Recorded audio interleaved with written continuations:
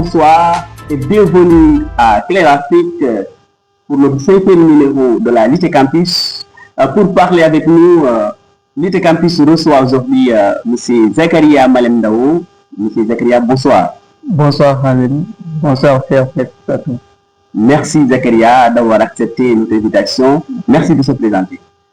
Moi c'est Zakaria Ndao, je suis natif de Bourel Mangi ou Mandindara, plus précisément dans la commune de Gabou, au département de Bakel, région de Tamba, africain de nationalité. C'est dans mon village natal que j'ai fait mes études primaires.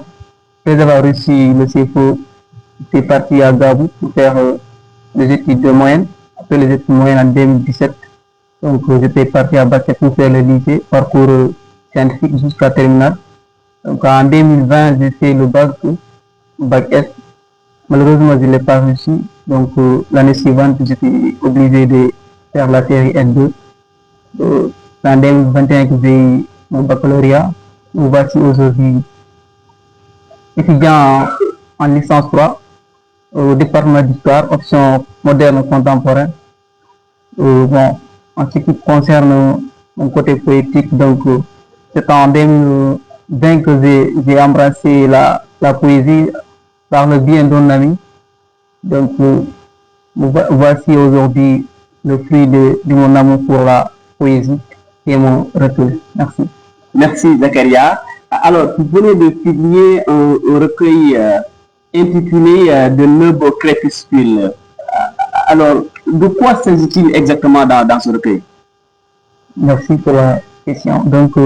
S'agissant de ce recueil, en regardant le verso de ce recueil, recto plutôt, on voit que le recueil célèbre l'âme africaine dans son intégralité.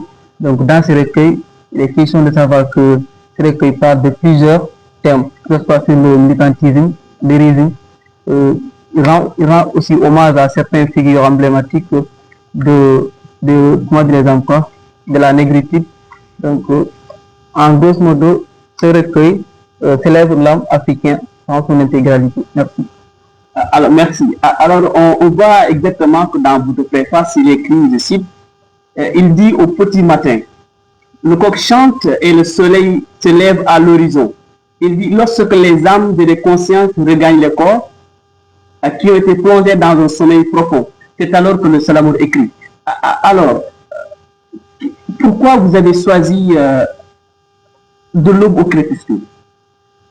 Tout d'abord, de l'aube au crépuscule, cela s'explique par le passage du temps. Parce que c'est dans cette petite période, il y a un cycle de vie. Donc quand on parle de l'aube, on peut dire que c'est l'enfance. C'est là que les lumières solaires commencent à venir. C'est là que les mouvements ou les activités humaines recommencent. C'est là que l'auteur ou l'écrivain aussi commence à écrire souvent. En parlant de crépuscule, c'est durant ce moment que lumière ou les rayons solaires commencent à disparaître. Donc le fait que les rayons solaires commencent à disparaître, l'auteur ou l'écrivain, il aura forcément l'envie de profiter de ce silence de murmure des mots, que ce soit la poésie, du roman. Ce qui m'a poussé à choisir De l'aube au crépuscule. La plupart de mes poèmes, je les écris au bout de ce petit moment de l'aube, avec l'apparition de la lumière au crépuscule, avec la disparition des rayons solaires. C'est pourquoi j'ai choisi De l'aube au crépuscule. Ça m'a marqué. C'est ce choix-là que je vous dis. D'accord. On parle exactement de la littérature, n'est-ce pas? Oui. En particulier, on parle de la poésie. Oui. Alors, dans votre poésie, en lisant votre recueil, on sent nettement que vous êtes influencé par certains poètes. Et quels sont ces poètes-là qui vous ont inspiré? Les poètes qui m'ont inspiré, ce sont des poètes frères, ce sont des Sénégalais. Il y a tout d'abord Senghor. qu'il n'est plus, qu'il n'est plus de ce monde.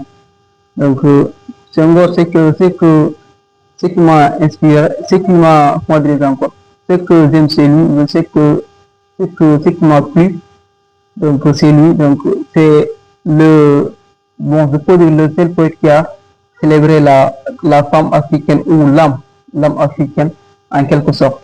Donc c'est lui qui a écrit sur la femme, il a écrit sur ses origines, donc il a aussi montré que il ne faut jamais oublier à tes origines.